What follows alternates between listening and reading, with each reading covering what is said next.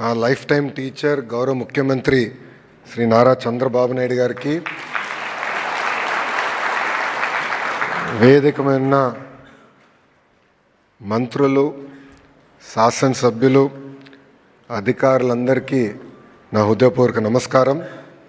ఈరోజు ఈ కార్యక్రమం ఏర్పాటు చేశామంటే ఉత్తమ ఉపాధ్యాయుల్ని గుర్తించేదానికి ఏర్పాటు చేసిన కార్యక్రమం. ఈరోజు ఈ కార్యక్రమంలో పాల్గొన్న మీ అందరికీ పేరు పేరున నా హృదయపూర్వక నమస్కారాలు. మాతృదేవో భవ, పితృదేవో భవ, ఆచార్య దేవో భవ. తల్లి దైవం, తండ్రి దైవం, గురువు కూడా దైవమే. గురువులకే గురువు డాక్టర్ సర్వేపల్లి రాధాకృష్ణన్ గారి జయంతి సందర్భంగా విద్యా వ్యవస్థకు, దేశానికి ఆయన చేసిన అనేక సేవలు మనం ఒక్కసారి గుర్తు చేసుకోవాల్సిన అవసరం ఉంది. డాక్టర్ సర్వేపల్లి రాధాకృష్ణన్ గారు చెప్పినట్లు, the true teachers are those who help us think for hour cells.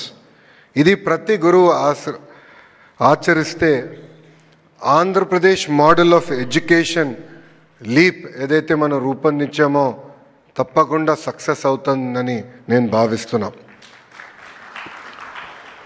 ఈ సందర్భంగా మీకు ఒక చిన్న కథ చెప్పాలి.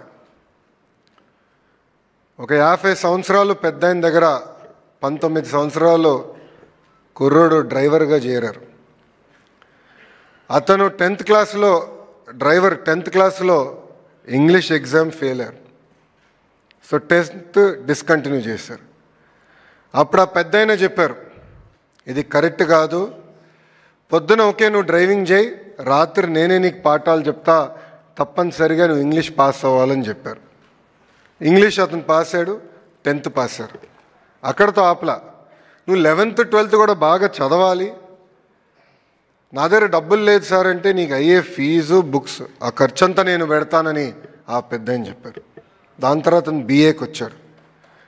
ఆ ప్రక్రియ అక్కడితో ఆగల, బీఏ చదవాలి, పీజీ చేయాలి, చివరికి రీసెర్చ్ స్కాలర్ కూడా ఆ డ్రైవర్ అయ్యారు. ఆ పెద్ద ఆయన పేరే ఏపీజే అబ్దుల్ కలాం గారు. ఆ డ్రైవర్ పేరు ఖదర్ హసన్. అంటే చదువు ఒక వ్యక్తిని పేదరికం నుంచి బయటికి తీసుకొస్తుందనే ఉదాహరణ ఇది ఒకటి. Teaching is a noble profession that shapes character, calibre and future of an individual. If people remember me as a good teacher, that will be the biggest honour for me అన్నారు ఏపీజే అబ్దుల్ కలాం గారు. ఆయన స్ఫూర్తితో పనిచేస్తున్న గురువులందరికీ పేరు పేరున నా హృదయపూర్వక నమస్కారాలు. మిమ్మల్ని అందరినీ ఇక్కడ చూసినప్పుడు నా స్కూల్ డేస్ గుర్తొస్తున్నాయి. మా బ్యాచ్ రౌడీ బ్యాచ్, గోల బ్యాచ్, మేమందరం బ్యాక్ బెంచర్స్. కానీ నేను బ్యాక్ బెంచ్ నుంచి స్టాన్ఫర్డ్ ఎట్లా వెళ్ళాలని మీ అందరికీ డౌట్ రావచ్చు. దానికి కారణం నా జీవితంలో గురువులు చూపించిన దారి. నా స్కూలింగ్ అంతా నేను హైదరాబాద్లో భారతీయ విద్యాభవన్లో చేశా. చెప్పే కదా మాది గోల బ్యాచ్ అని. మంజుల మేడం గారు అని ఉండేవారు, గట్టిగా 2 పీకి మమ్మల్ని డిసిప్లిన్ చేసేవారు. దాని తర్వాత మా ప్రిన్సిపల్ రమాదేవి మేడం గారు ఉన్నారు. మేడం గారు ఆధ్వర్యంలో నేను వైస్ ప్రిఫెక్ట్ అయ్యి ఒక డిసిప్లిన్, పట్టుదల, మొత్తం ఒక స్కూల్ని ఎట్లా నడిపించాలనేది మేడం గారు నేర్చుకున్నా. మనందరం స్కూల్స్లో ఈ మధ్యన బ్రిడ్జ్ కోర్సెస్ గురించి మాట్లాడుతున్నాం. అంటే ఏజ్ అప్రాప్రియేట్ లెర్నింగ్ అవ్వట్లేదు, పిల్లలకి బ్రిడ్జ్ కోర్సెస్ కావాలని. I'm a recipient of bridge course. నేను ఇంటర్కి వచ్చినప్పుడు కొన్ని ఫండమెంటల్స్లో నేను వీక్గా ఉన్నానని గౌరవ ముఖ్యమంత్రి గారు నారాయణ్ సార్ని పిలిచి, మా ఆవిడ ఇంకొన్ని ఫండమెంటల్స్లో వీక్గా ఉన్నాడు, నేర్చుకోవాల్సిన అవసరం ఉందంటే నారాయణ్ సార్ నాకు ఆ బ్రిడ్జ్ కోర్స్ నేర్పించిన వ్యక్తి. వాస్తవంగా ఆ 2 సంవత్సరాలు నా జీవితాన్ని మార్చేసింది. దాని తర్వాత నేను ఎస్ఐటి రాశాను, కార్నిగీ మెలన్ యూనివర్సిటీకి వెళ్ళా. అక్కడ రాజిరెడ్డి గారు ఆధ్వర్యంలో నేను చదువుకున్న వ్యక్తి. రాజిరెడ్డి గారు నాకు అయితే ఫస్ట్ సెమిస్టర్ బాగా గుర్తు, ఎందుకంటే మొదటిసారి ఇంటి నుంచి దూరంగా ఉన్నా. కనీసం టైంకి హెయిర్ కట్ కూడా చేయాలని నాకు తెలియలే, ఎందుకంటే ఇంట్లో ఉంటే అమ్మ చేయించేవారు అన్నీ. అలాంటిది రాజిరెడ్డి గారు క్రెడిట్ సిస్టమ్ అంటే ఏంటి, సెల్ఫ్ డిఫైన్డ్ మేజర్ అంటే ఏంటి మొత్తం నేర్పించి ఈరోజు నేను మీ ముందల ఒక విద్యాశాఖ మంత్రిగా నిలబడుతున్నానంటే దానికి కారణం ఈ నలుగురు అని ఈ సభాముఖం తెలియజేస్తున్నా. నేను మొదటగా గౌరవించేది మా తల్లి అవుతే, దాని తర్వాత ఉపాధ్యాయుల్ని. నేను విద్యాశాఖ మంత్రి అయిన తర్వాత ఫీల్డ్లో ఉపాధ్యాయులు చేస్తున్న మంచి పనులు గుర్తించి వాళ్ళని నేను పిలుచుకుని వారానికి ఒకరితో కూర్చుని ఎలా ప్రభుత్వ విద్యా వ్యవస్థని మెరుగుపరచాలని వాళ్ళతో నేను చర్చిస్తాం కూడా జరుగుతుంది. నేను ఒక పిలిపిస్తే అంటే అటెండెన్స్ పెరగాలి ప్రభుత్వ పాఠశాలను పిలిపిస్తే అద్భుతంగా ఉపాధ్యాయులు స్పందించారు. కొన్ని గ్రామాల్లో అయితే ఉపాధ్యాయులు మైక్ వాళ్ళ స్కూటర్కి కట్టి ఊరేగింపు చేసిన వారు కూడా ఉన్నారు. ఇంతేకాదు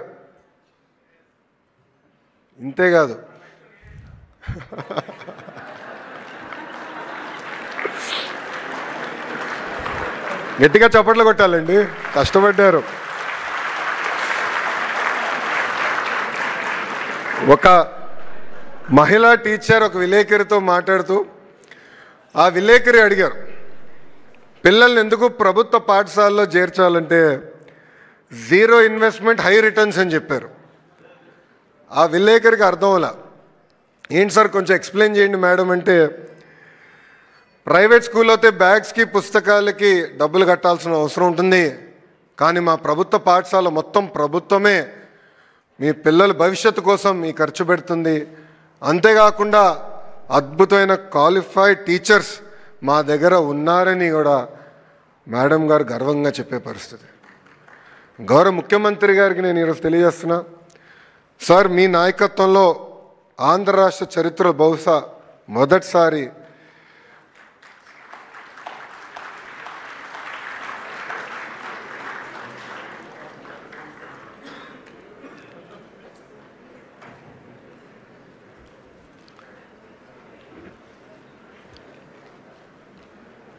ఆంధ్ర రాష్ట్ర చరిత్రలో బహుశా మొదటిసారి సార్ కొన్ని పాఠశాలల్లో నో అడ్మిషన్ బోర్డ్స్ అని కూడా పెట్టారు సార్. దానికి కారణం ఇక్కడున్న ఉపాధ్యాయులు. గౌరవ ముఖ్యమంత్రి గారితో పనిచేస్తాంత తేలికైన పని కానే కాదండి, వేదిక మీద పెద్దలందరూ కూడా ఒప్పుకుంటారు. సో ఒకరోజు ముఖ్యమంత్రి గారి దగ్గరికి వెళ్ళి, సార్ ఈ ఒక్కరోజు నాకు లీవ్ కావాలన్నా. ఎందుకు అని అడిగారు. సార్ దేవాంశ్కి నేను హామీ ఇచ్చాను, పేరెంట్ టీచర్ మీటింగ్ నేను అటెండ్ అవుతానని, సో తప్పనిసరిగా నేను వెళ్ళాల్సి వస్తుందని చెప్పాను. ఇది ఎందుకు చెప్తున్నానంటే ఈరోజు ఎప్పుడు లేని విధంగా మెగా పేరెంట్ టీచర్ మీటింగ్ మనం నిర్వహించాం. ఉపాధ్యాయుల్ని, తల్లిదండ్రుల్ని, పిల్లల్ని అనుసంధానం చేసాం. ఎవ్వరు ఊహించిన విధంగా అద్భుతమైన మన రిపోర్ట్ కార్డు రూపొందించి, అంటే తల్లిదండ్రులు కూడా వాళ్ళ పిల్లలు ఎక్కడ వెనుకబడి ఉన్నారు, ఏం చేస్తే బాగుంటుందని చాలా ట్రాన్స్పరెంట్గా మనం ఈ కార్యక్రమం నిర్వహించాం. దీనివల్ల పిల్లల్లో రాబోయే రోజుల్లో బాగా చదువుతారని నేను బలంగా నమ్ముతున్నా. నేను గతంలో కూడా చెప్పా, చాలామంది నేను విద్యాశాఖ మంత్రి అవుతున్నానని తెలిసిన వెంటనే నాకు ఫోన్ చేశారు, మెసేజ్ పెట్టారు, నీకు విద్యాశాఖ అవసరమా, ఒక ఐటీనో ఇండస్ట్రీస్ లేదంటే ఎనర్జీ ఇలాంటి కొంచెం ఈజీ తీసుకోండి అంటే నేను ఒకటి చెప్పా, ఛాలెంజ్ అంటే నాకు చాలా ఇష్టం అని. గడిచిన సంవత్సరంలో విద్యాశాఖలో అనేక సంస్కరణలు తీసుకొచ్చాం, మీ అందరితో చర్చించి తీసుకొచ్చాం. సంఘాలతో అనేక మార్లు కూర్చున్నాం, అన్ని సమస్యలు పరిష్కరించాం అని నేను అనట్లేదు, కానీ ఎప్పుడు లేని విధంగా మీ స్వరం వినిన తర్వాతనే సంస్కరణలు తీసుకొచ్చాం. మొదటి సంవత్సరం సంస్కరణలు పూర్తి అయిపోయినాయి. ఇంకా రాబోయే 4 సంవత్సరాలు సంస్కరణలు అనేది ఉండదు. ఏదైతే లీప్ మోడల్ అని మనం అనుకున్నామో అది పకడ్బందీగా మనందరం అమలు చేయాలని ఈ సభాముఖంగా కోరుతున్నాం. ప్రత్యేకంగా గౌరవ ముఖ్యమంత్రి గారికి కొన్ని విషయాలు తెలియజేయాలని అనుకునే ఈ వేదిక. సార్, కరికులంలో అనేక మార్పులు మేము తీసుకొచ్చాం. అంతేకాదు ప్రైమరీ స్కూల్స్లో 1 క్లాస్ 1 టీచర్ అనేది మీరు గతంలో మాకు చెప్తాం జరిగింది సార్. ఈరోజు మేము గర్వంగా చెప్పగలుగుతున్నాం. గతంలో 3% పాఠశాలలే 1 క్లాస్ 1 టీచర్ ఉంటే అది ఇప్పుడు దాదాపు 33%, అంటే సుమారుగా 9,600 మోడల్ ప్రైమరీ స్కూల్స్ ఏర్పాటు చేస్తాం జరిగింది. సెమిస్టర్ వైజ్ టెక్స్ట్ బుక్స్ నియమించాం. సాటర్డే నో బ్యాగ్ డేగా ప్రకటించి యోగా, స్పోర్ట్స్, ఎన్సిసి ఇట్లా పెద్ద ఎత్తున కార్యక్రమాలు కూడా చేపడతాం జరిగింది. ఇక్కడున్న ఉపాధ్యాయులందరినీ కూడా ఒక్కసారి ఆలోచించమని నేను కోరుతున్నాను. ఎప్పుడు లేని విధంగా ప్రభుత్వ విద్యలో రాజకీయాలు దూరంగా పెట్టాం. వేదిక మీద ఉన్న బోర్డు చూడండి, గౌరవ ముఖ్యమంత్రి గారి ఫోటో లేదు. పిల్లలకి ఇస్తున్న పుస్తకాలు చూడండి, యూనిఫామ్ చూడండి. గొప్ప వాళ్ళ పేర్లు పెట్టాం. దొక్క సీతమ్మ గారి పేరు పెట్టాం, డాక్టర్ సర్వేపల్లి రాధాకృష్ణ గారి పేరు పెట్టాం. ఇది ఈ ప్రభుత్వానికి ఉన్న కమిట్మెంట్. సార్, కడప జిల్లాలో కలెక్టర్ గారి ఆధ్వర్యంలో సెంట్రలైజ్ కిచెన్, ఈ మిడ్ డే మీల్కి మోడల్ ఒకటి ప్రారంభించాం సార్. రాబోయే రోజుల్లో అద్భుతమైన న్యూట్రిషియస్ ఫుడ్ ఏదైతే మీరు అందించాలని మాకు ఆదేశాలు జారీ చేశారో ఆ దిశగా ముందరికెళ్తున్నాం సార్.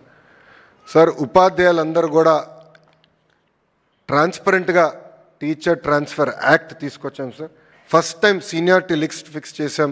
ఎప్పుడు లేని విధంగా ప్రమోషన్స్ కూడా ప్రభుత్వం ఏర్పాటు చేసింది సార్. ఇంకా ఇక్కడున్న ఉపాధ్యాయులు చాలామంది, నాకున్న అంచనా మేరకు సుమారుగా 80% మంది గౌరవ ముఖ్యమంత్రి Chandrababu Naidu garu first term, second term, third టర్మ్లోనే ఉపాధ్యాయులుగా నియామకులైన వారు ఉన్నారని నేను బలంగా నమ్ముతున్నా. డిఎస్సి అంటే చంద్రబాబు నాయుడు గారు, చంద్రబాబు నాయుడు గారు అంటే డిఎస్సి. 13 డిఎస్సీలు 1,80,000 మంది ఉపాధ్యాయుల్ని గౌరవ ముఖ్యమంత్రి గారు నియమించారు. సో మెగా డిఎస్సి గౌరవ ముఖ్యమంత్రి గారు పెట్టిన తొలి సంతకం. సో ఒక యువకుడిని, ఉత్సాహవంతుడిని, కానీ డిఎస్సి ఎంత ఛాలెంజింగో మీ అందరూ తెలిసిన విషయం. జనరల్గా డిఎస్సి నిర్వహిస్తే అదే సంవత్సరంలో రిజల్ట్స్ ఇచ్చి సర్టిఫికెట్స్ వెరిఫై చేసి ఎలాంటి లీగల్ ఇష్యూ లేకుండా ఉపాధ్యాయుల్ని నియమిస్తాం అనేది చాలా కష్టమైన పని. అలాంటిది గౌరవ ముఖ్యమంత్రి గారి డైరెక్షన్లో నిజంగానే మన కూనా సార్ని, విజయరామరాజు సార్ని నేను అభినందిస్తున్నా. ఇది ఎందుకు చెప్తున్నానంటే నేను ఒకటే రిక్వెస్ట్ చేశా, గతంలో ఇచ్చిన అన్ని డిఎస్సి నోటిఫికేషన్స్ అన్నీ చదవండి, కోర్టుకు వెళ్ళిన కారణాలు కూడా చదవండి, లూప్ హోల్స్ ఎక్కడెక్కడ ఉంటే అది ఫిక్స్ చేయండి, ఈ డిఎస్సి ఆగేదానికి లేదని చెప్పాను. సార్, ఇప్పటికీ దాదాపు 70 కేసులు పడినాయి సార్, కానీ డిఎస్సి ప్రక్రియ ఎక్కడ పాజ్ పడలేదు. సెప్టెంబర్ మాసంలో ఈ 16,347 మంది ఉపాధ్యాయులు టీచింగ్కి వస్తారని ఈ సభాముఖం తెలుపుకుంటున్నా. అదేవిధంగా మీ ఆదేశాల మేరకు చాగంటి కోటేశ్వరరావు గారి నాయకత్వంలో నైతిక విలువల పుస్తకాలు ఏర్పాటు చేసి పిల్లలు కూడా అందజేశాం సార్. ఇంటర్లో ఇప్పుడే మాస్టర్ గారు చెప్పినట్లు కరికులం మొత్తం మేము రీవ్యాంప్ చేశాం. ఉచితంగా టెక్స్ట్ బుక్స్ ఇస్తున్నాం. మధ్యాహ్న భోజనం పథకం కూడా అక్కడ అమలు చేశాం సార్. యూనివర్సిటీస్కి వచ్చేగల పెద్ద ఎత్తున రిక్రూట్మెంట్ మీద మేము ఫోకస్ పెట్టాలి. మీరు కూడా ఇక్కడ కూర్చున్నప్పుడు నాకు మీరు గట్టిగా చెప్పారు, ఇది మీరు పూర్తి చేయాలి, ఇప్పటికీ ఆలస్యం అయిందని కూడా మీరు నాకు చెప్తాం జరిగింది సార్. ఈ సంవత్సరం అది మేము పూర్తి చేస్తాం. అంతేకాదు ఎన్ఐఆర్ఎఫ్ ర్యాంకింగ్లో ఇప్పుడు ఆంధ్ర యూనివర్సిటీ గతంలో 7వ స్థానంలో ఉంటే నిన్న వచ్చిన ర్యాంకింగ్స్లో 4వ స్థానంలో ఉంది. స్టేట్ యూనివర్సిటీ కోటాలో ఫస్ట్ ర్యాంక్ వచ్చే దిశగా మేము పనిచేస్తామని ఈ సభాముఖంగా మీకు తెలుపుకుంటున్నాను సార్.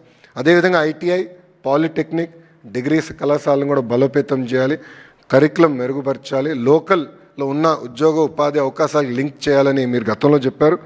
ఆ ప్రక్రియ కూడా ప్రారంభించామని గౌరవ ముఖ్యమంత్రి గారు తెలియజేసుకుంటున్నా. ఇక్కడున్న ఉపాధ్యాయులు కూడా దయచేసి ఒక విషయం ఆలోచించమంటున్నా. 2019 నుంచి 24 వరకు ఒక విచిత్రమైన పాలన మనందరం చూసాం. ప్రతిరోజు కొత్త సంస్కరణ తీసుకొచ్చారు కనుక దాదాపు 12 లక్షల మంది పిల్లలు ప్రభుత్వ పాఠశాలలకి దూరం అయ్యారు. నాస్ ఏసర్ రిపోర్ట్లో కూడా ఈరోజు లెర్నింగ్ అవుట్కమ్స్లో మనం వెనకబడిపోయే పరిస్థితి. ఉపాధ్యాయుల్ని ఏకంగా వైన్ షాప్ ముందల ఆనాడు కాపలా కాసేదాన్ని కూడా పెడతాం జరిగింది. ట్రాన్స్ఫర్ విషయంలో నేను ఎంత తక్కువ మాడితే అంత మేలేం, ఎందుకంటే గతంలో ఎలా జరిగిందో నాకన్నా మీకే బాగా తెలుసు. ఇంకా జీతాలు ఎప్పుడు వస్తాయి కూడా తెలియని పరిస్థితి ఆ రోజులు కూడా మనందరం చూసాం. చివరికి మిమ్మల్ని ఎలక్షన్ డ్యూటీ నుంచి కూడా తప్పించాలని గత ప్రభుత్వం ప్రయత్నించింది.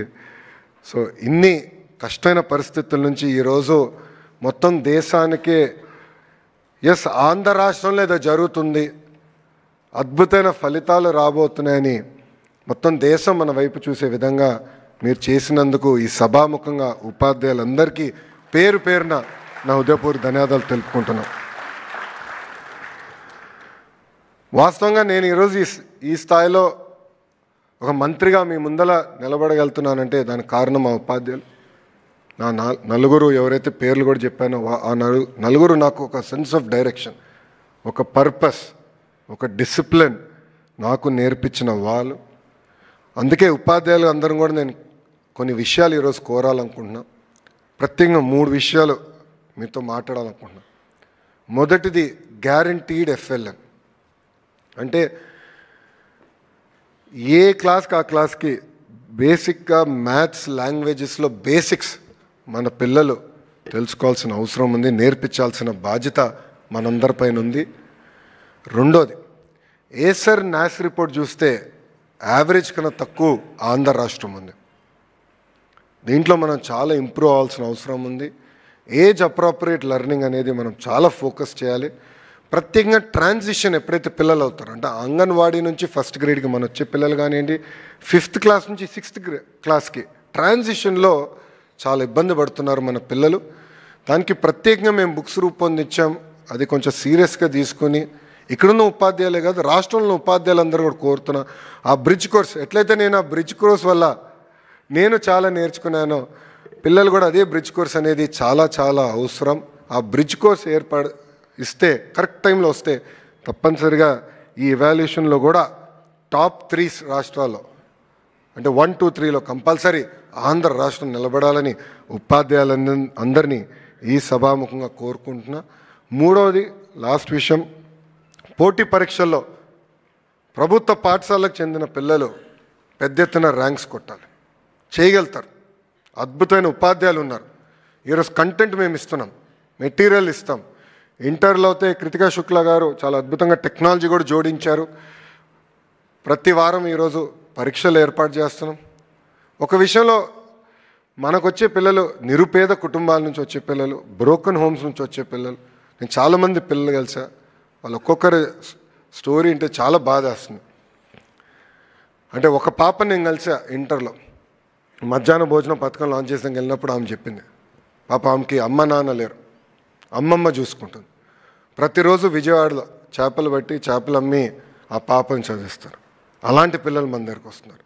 వాళ్ళకు కానీ కరెక్ట్గా డైరెక్షన్ ఇచ్చి కొంచెం ఓరియంటేషన్ ఇస్తే అద్భుతాలు సృష్టించగలుగుతారు. ఆ శక్తి మన పిల్లల్లో ఉంది. కానీ అది చేసి చూపించాల్సిన బాధ్యత మనందరిదని ఈ సభాముఖంగా నేను మీ అందరు తెలుపుకుంటూ, ఇది రెండోసారి నాకు ఇంత అద్భుతమైన అవకాశం ఇచ్చిన ఉపాధ్యాయులందరికీ పేరు పేరున నా హృదయపూర్వక ధన్యవాదాలు తెలుపుకుంటూ, నేను చివరిగా కోరేది ఒకటే, భారతదేశంలో జనరల్గా మొన్నటి వరకు ఢిల్లీ రాష్ట్రంలో ఎడ్యుకేషన్లో ఏదో మ్యాజిక్ జరుగుతుంది అనేవారు. దానికి ఫుల్ స్టాప్ పెట్టాలని నేను నిర్ణయించుకున్నాను. ప్రభుత్వ విద్య గురించి ఏమైనా మాట్లాడితే ఆంధ్ర రాష్ట్రం గురించి మాట్లాడాలి. చేసి చూపించే శక్తి మనందరికి ఉంది. మనకి చాలా పాజిటివ్ లీడర్షిప్ ఉంది. విద్యాశాఖకు సంబంధించిన ఏమున్నా కూడా గౌరవ ముఖ్యమంత్రిగా దృష్టికి తీసుకెళ్తే ఇమీడియట్గా ఆయన ముందలు తీసుకెళ్తున్నారు. అనేక ఇబ్బందులు ఉన్నాయి, లేదని నేను కాదనట్లేదు. ఆర్థికంగా రాష్ట్రం ఇంకా ఇప్పుడిప్పుడే బయటకు వస్తున్నాం, ఇబ్బందులు ఉన్నాయి. కానీ ఒక విజన్ ఉన్న నాయకత్వం మనకుంది, డైరెక్షన్ ఇచ్చే ముఖ్యమంత్రి గారు మనకు ఉన్నారు. చేసేదానికి నాకు ఆ శక్తి ఉంది, అధికారులందరికీ ఉంది. ఇది కేవలం ఒక లోకేష్ వల్లే అవుతుందో లేదంటే ఉపాధ్యాయుల వల్లే అవుతుందనే కాదు, అందరం కలిసికట్టుగా ఆంధ్ర మోడల్ ఆఫ్ ఎడ్యుకేషన్ కేవలం భారతదేశానికే కాదు ప్రపంచానికి చేసి చూపిద్దామని ఈ సభాముఖం ఉపాధ్యాయులందరినీ నేను కోరుకుంటూ, నాకు ఇంత అద్భుతమైన అవకాశం ఇచ్చిన మీ అందరికీ నా హృదయపూర్వక ధన్యవాదాలు తెలుపుకుంటూ మీ అందరి దగ్గర నుంచి సెలవు తీసుకుంటున్నాను. అందరికీ నమస్కారం. జై హింద్, జై హింద్, జై Hind. Thank you. Thank you very much sir. తమ అమూల్యమైనటువంటి